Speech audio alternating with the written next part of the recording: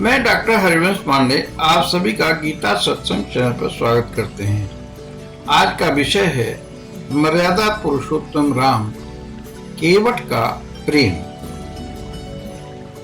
भगवान सुमन, प्रिया और अनुज के साथ गंगा स्नान आदि कर ही रहे थे कि श्रृंगबेरपुर के निषाद राज ने यह खबर सुनी।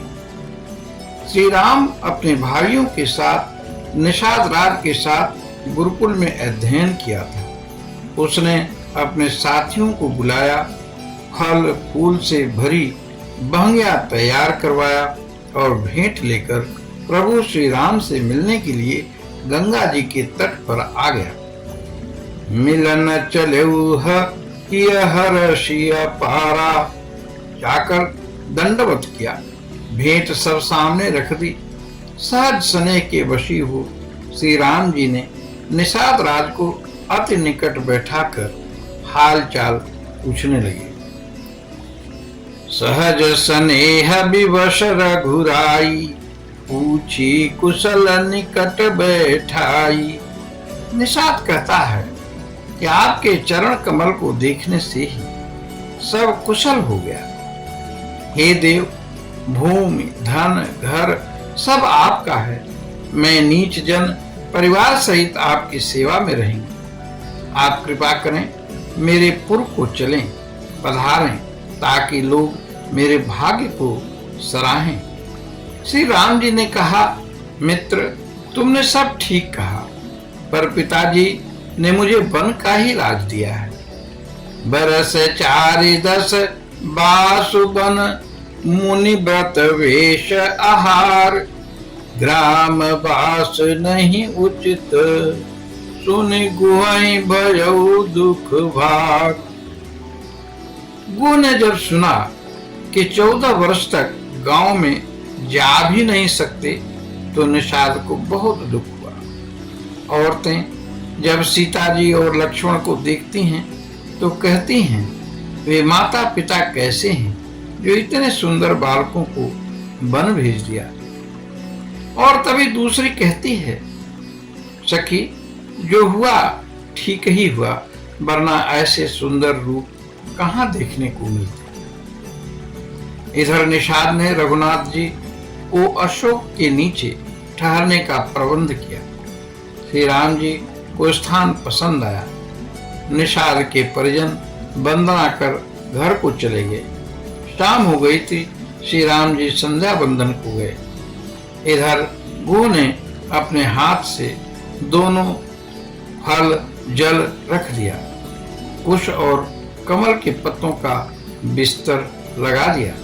सिय सुमंत भ्राता सहित, कंदमूल फल खाई, शयन कीन्ह रघुवंश मणि, पाय पलोटत भाई। लक्ष्मण जी पैर दबाने लगे। जब रामचंद्र जी सो गए तब वे वहां से उठकर थोड़ी दूर वीरासन में बैठ गए। सचिव सुमंत को भी सो जाने का आग्रह किया। इधर गुह ने अपने साथियों को जगह जगह पर पहरे पर बैठाकर लक्ष्मण जी के पास आकर कमर में तरकस बांधकर और धनुष पर बाण चढ़ाकर पहरे के लिए स्वयं भी बैठ गया। भूमि पर घास के बिस्तर पर सीताराम को सोते देखकर निषाद को बहुत दुख हुआ। शरीर पुलकित और नेत्र भर आए। लक्ष्मण जी से कहने लगा, जिसे दशरथ के महल में मुलायम धवल बिस्तरे पर सोना चाहिए, वो भूमि शयन कर रहा है। विधि की गति जानी नहीं जाती। जिसका पिता मिथिला के राजा हूँ, ससुर महाराज चक्रवर्ती भूपति दशरथ हूँ, पति स्वयं राम जी हूँ, वह सीता भूमि शयन करे। यह तो कैकेयी की मंदमति है और कुछ नहीं। भयउ विषाद निषाद ही भारी, राम सिय महि शयन निहारी। लक्ष्मण जी ने कहा, भैया, किसी का दोष नहीं है, ये तो कर्मों का फल है जिसे हर व्यक्ति को भोगना ही पड़ता है। और इस प्रकार बातचीत करते वे रात्रि बीत गई, ब्रह्म मुहूर्त हो गया। सुबह हुई, श्री राम जी और सीता जी जगे, संध्या बंधन से निवृत्त हो निषाद की मदद से श्री राम जी ने अपनी जटा बनाई और नदी पार जाने से पहले मंत्री सुमंत से बोले, हे तात, आप वापस जाएं। तब सुमंत वियोग में अश्रु गिराने लगे और राजा दशरथ जी की आज्ञा सुनाई। पर श्री राम और लक्ष्मण जी जब वापस जाने में असमर्थता जताई, तब जानकी जी को वापस जाने की बात भी बताई। इस पर श्री राघव सरकार ने सीता जी से आग्रह किया कि आप वापस चले जाएं, पर सीता जी वापस जाने को तैयार नहीं हुई। उन्होंने बड़ी विनम्रता से तात सुमंत से कहने लगी, हे तात, आप पिता तुल्य हैं, आपसे मुझे कुछ कहना तो नहीं चाहिए, पर परिस्थिति ही ऐसी है। आप पिताजी से कहना कि मैं वन में बहुत सुखी रहूं, वे मेरी जरा भी चिंता न करें। अब तो सुमंत को खाली रथ लेकर लौटने के अलावा कोई मार्ग नहीं था। विवश थे, रथ को अयोध्या की तरफ लौटाया, घोड़े जाने को तैयार नहीं। श्री राम जी को देख देख हिनहिनाते रहे, नेत्रों से अश्रु गिर रहे थे। जासु वियोग विकल पशु ऐसे, प्रजा मातु पितु जी यहीं कैसे। इस प्रकार विवश सुमंत को लौटाकर श्री राम जी गंगा जी के किनारे आए और मित्र निषाद से नाव मांगी, पर केवट नाव लाने से मना कर देता है। मांगी नावन केवट आना, कही तुम्हार मरम हम जाना। कहता है, प्रभु नाव तो नहीं दूंगा, क्योंकि आपकी स्थिति को जानता हूँ। आप पत्थर छू देते हो तो वह स्त्री बन जाती है, और वो स्त्री भी मुनि की पत्नी बन जाती है। और आप ही देखिए, पत्थर से लकड़ी तो मुलायम ही होती है। अगर मेरी नाव स्त्री बन गई और वो भी मुनि की, तो मेरा तो व्यापार ही खत्म हो जाएगा। मुस्कुराता हुआ हाथ जोड़े निषाद कहता जा रहा है, प्रभु अगर लक्ष्मण मुझे तीर भी मार दें तो मार दें, पर मैं पार नहीं जाने दूंगा। श्री राम जी मित्र के प्रेम में लिपटे अटपटे वचन प्रिय लगे। सीता जी और अनुज को देख वे मुस्कुराने लगे। बोले, भाई उपाय बताओ जिससे तुम्हारी नाव न जाए और हम पार भी हो जाएं। अब केवट श्री चरणों की तरफ देखकर कहता है, एक ही मार्ग है, आप अपने चरण कमल को धोने के लिए कहिए। श्री राम जी ने कहा, ठीक है भाई, लाओ पानी धो लो, जल्दी पार करो, बहुत विलंब हो रहा है। तब तो गुह को मानो मांगी मन की मुराद मिल गई हो। आनंद से बड़ा सा कठोता जल से भरा हुआ ले आया। रति आनंद मगी अनुरागा, चरण सरोज पखारन लागा। उसके भाग्य पर देवता ईर्ष्या कर रहे हैं। अरे, जिन चरणों के लिए मुनिजन जन्म जन्म तप करते हैं, उसे ये केवट सहज ही पा गया। तीनों जन के चरण कमल धोए, नए कपड़े से साफ किए, फिर पूरे परिवार से पांव धुलवाए, अपने पितरों को उतार कर आदर से नाव में बिठाकर प्रभु को नदी पार कराई।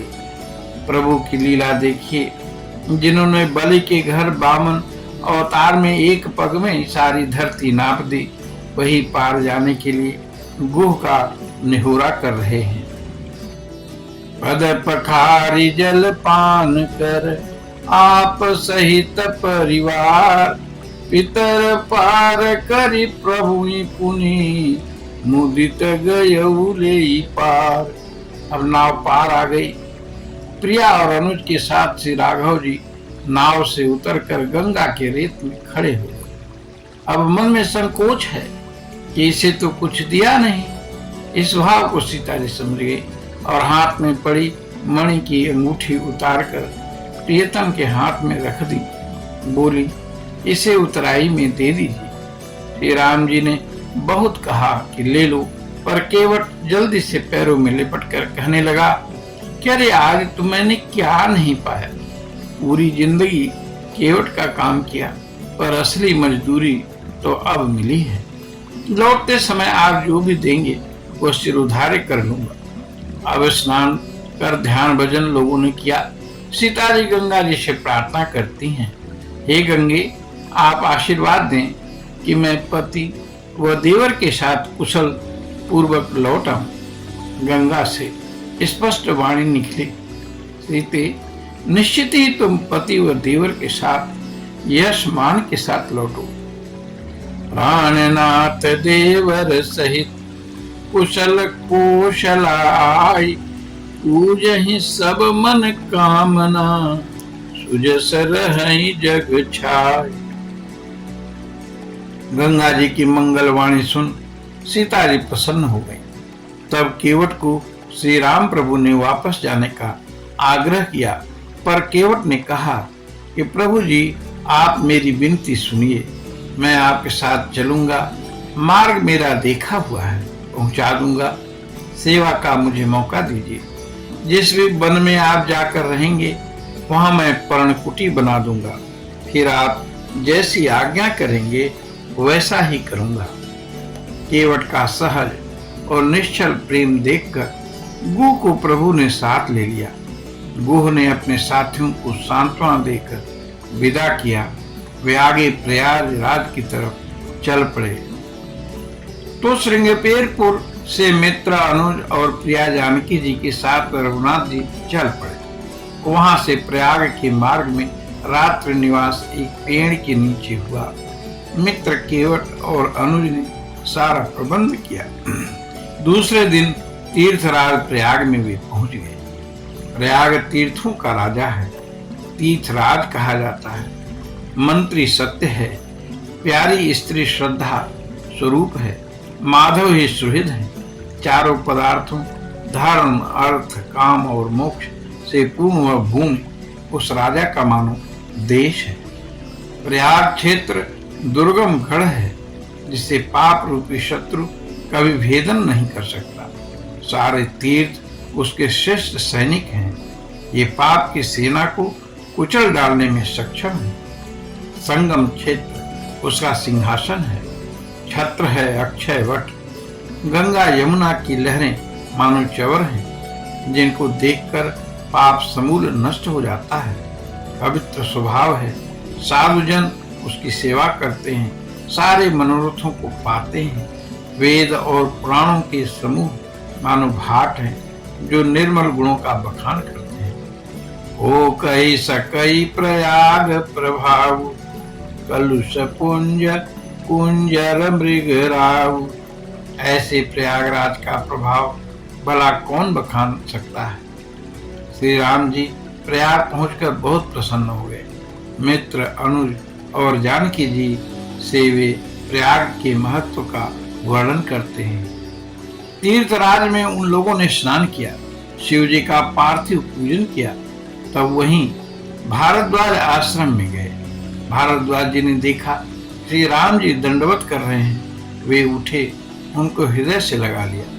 मुनि के मन का प्रेम कहा नहीं जा सकता, मानो उनको तो ब्रह्मानंद मिल गया हो। मुनि ने उन लोगों को आशीर्वाद दिए। उनको लग रहा था कि विधाता ने उन लोगों के दर्शन कराकर उनके तप का फल दे दिया हो। मुनि ने कुशल क्षेम पूछी, फल कंद मूल सामने रख दिया, मानो वे अमृत फल हों। प्रभु सबके साथ उन फलों का भोग लगाया।